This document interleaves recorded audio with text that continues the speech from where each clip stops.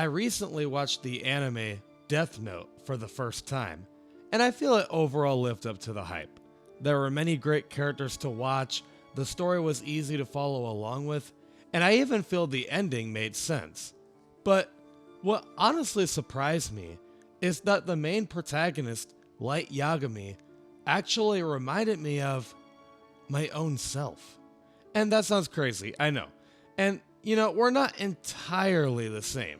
No, I don't come from a family in which my dad is a cop. No, I'm not out here with a notebook writing names and killing people with it. And I'm especially not out here with a very high IQ and being extremely intelligent. Where I feel I relate with Light Yagami is by having an ambitious motive to change the world for the better. And one question I had to ask myself after watching the anime was, is what I'm trying to accomplish even going to work? But more on that later. I first want to time travel all the way back to September of last year, 2023, and tell you all a story of mine. It might seem a bit off topic at first, but it'll lead into why I feel I relate with Light, I promise. Last year around September, I had watched an Attack on Titan scene that still to this day shook me to the core.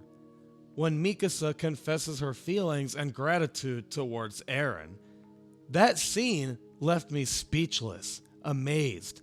I had never watched a scene in any sort of entertainment that took my breath away like that. I loved it so much, I had to make a video essay on it. I had to tell the world just how powerful that scene was. That's it. All I wanted was to compliment that scene. And so, I make that video essay. Keep in mind, this is actually the first ever video essay I've made in my whole entire life. Quite literally overnight, that video popped off. It was already gaining attention fast. I was really scared at first. I just didn't know what type of comments to expect. But then, a brilliant idea hit me. This idea was thought of during a time where I was already kind of down bad. I won't take too much time explaining why, but in short, I was very envious of what some people's true motives are. I had realized that some people really do just get a kick out of shaming others publicly in any way.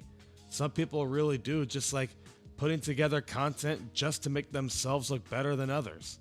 I mean, everyone's seen those types of people at least once through the internet. And so, I thought of a brilliant idea. What if every month I put together a video essay that praises others or something to normalize positive conversations and to gradually progress making the world a better place? If you've been watching my video essays for a little while, you've probably heard me mention that at least a little bit. That's the whole entire purpose of the video essays, to normalize gratitude and to change the perspective of media. And so far, it's actually been off to a good start. They receive positive comments for the most part and gain a good amount of views and subscribers, which I'm forever grateful for.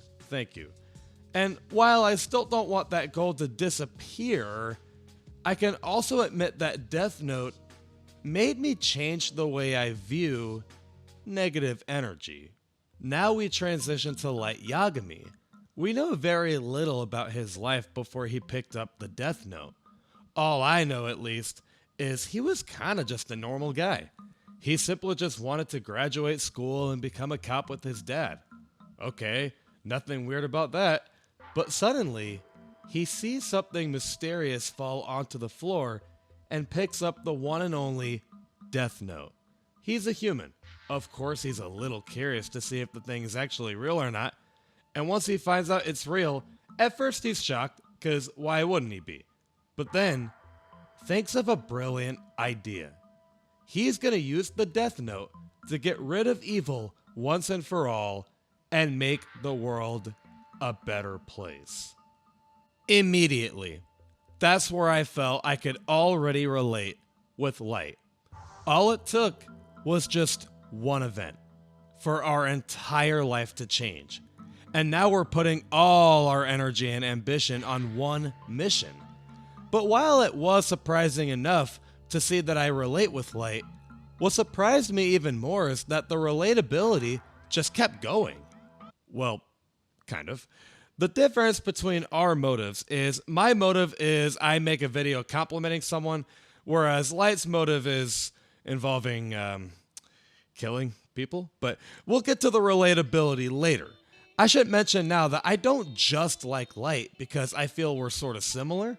I also enjoyed watching Light with how he handles adversity. And what I realized while watching it was that I had learned two things. One, a harsh realization of the world we live in. And two, a harsh realization about myself. Everyone knows the story. The great detective L puts Light on the spot and blah blah blah, Light is officially challenged to pursue his mission. Now, Light always was, but in the story he just develops heavily into a big competitor. I mean, do you see the way he reacts when things don't go his way? He loses his mind. He gets controlling. He becomes aggressive. But he sure does do something about his problems immediately. Sure, maybe L put Light on the spot on TV and he got heated, but he thinks of a new method of killing people from the Death Note. He strategically kills criminals and FBI agents, doing everything he possibly can to hide his identity, all because he's committed to use the Death Note and create a new world. But someone isn't proven to be a competitor just because they can't stand losing. They also embrace their victories with a smile. Perhaps, though, Light enjoyed winning a little too much. We just noted how hot-tempered he gets when things don't go his way.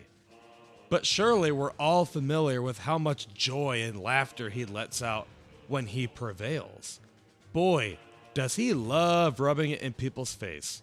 Ray Penber, Naomi Misora, L, especially L, he's arrogant. And that's the lightest way of putting it when it comes to him embracing his victories. But part of me kind of gets why he acts the way he does, both winning and losing. You see, anyone at any age that holds so much power like the Death Note, of course, would handle wins and losses a little differently. Because, well, it's just not normal to hold such power. But the power of the Death Note is held onto a competitor, in which the thoughts and emotions of a competitor is already strong, plus a 1 in a million chance of holding the Death Note.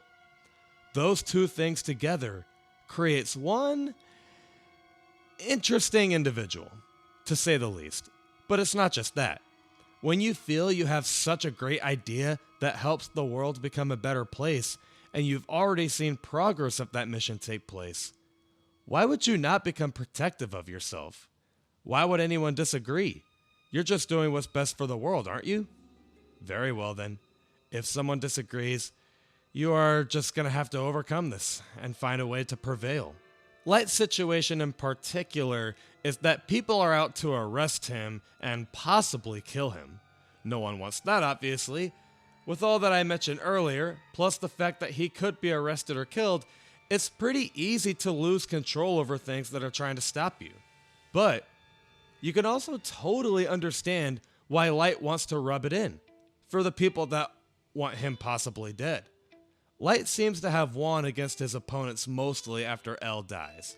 He basically just continues to pursue his mission while hiding his identity, and we all know Nier and Mello come in and provide more challenges for Light to overcome, and at the end of the story, Light does not prevail. His opponents catch him. Light dies. But then comes the part where I realized I had learned a harsh lesson about the world and myself while watching Light. For the world, let's be honest, there's no other way around it. People just always think they're right. Some people just don't think your idea is as cool as you think it is, so they'll try and stop you, for one reason or another. It's just how it is. Everyone wants to live in their own ideal world, and that might include trying to stop your own. But just like we saw from Light, no one can be God. No one can make the world their own true view of it, and everyone just casually lives in it, no matter how hard you want to try. People will try to stop you. The world will never truly put an end to crime. You just can't make this planet Earth your own. But interestingly, with all that being said, I think the world can be a better place even with a little bit of drama between others. This is the lesson that I learned about myself. I relate with Light with not only his mission for the world, but also his emotions during the process. What I had learned is the world actually needs drama. I mean, had I never watched and listened to others bringing people down for clout or money or whatever the reason may be, and all this negative media, would I have been so motivated to do what I'm doing?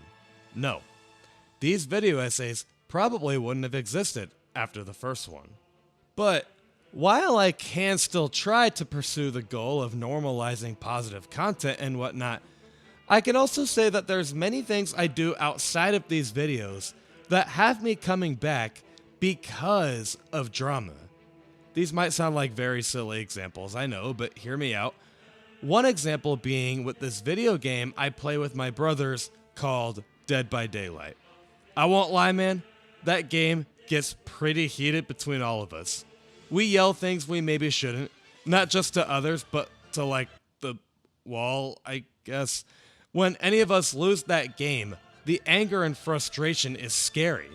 It just is. We lose control of all emotions. But when we win, we feel the sense of pride and joy when we get our chance to rub it in each other's face. There's plenty of fun insults my brothers and I say to each other when one of us prevails.